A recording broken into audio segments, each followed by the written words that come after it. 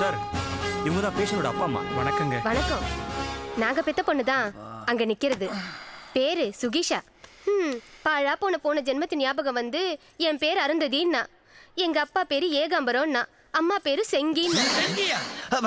அது வந்து மாமா, பாட்டி பேரு செங்கமலம், தாத்தா தான் சுருக்கி செங்கி செங்கின்னு கூப்பிடுவாரு. ரொம்ப சுருக்கிறாதீங்க, நீங்க நீட்டியா சொல்லுங்க. சொல்லுங்க சொல்லுங்க.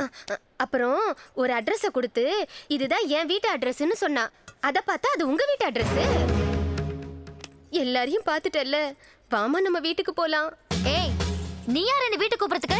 ஏல பெத்த தாயவா யாருன்னு கேக்க? ஏல நீ யார்ல? என்னல பெத்த அப்பனே போய் யாருன்னு கேக்க? ஏல என்னல ஏல போறீங்க? ஏல டாக்டர், இதோ பாருங்க, உங்க பொண்ணுக்கு ஒரே ட்ரீட்மெண்ட் தான்.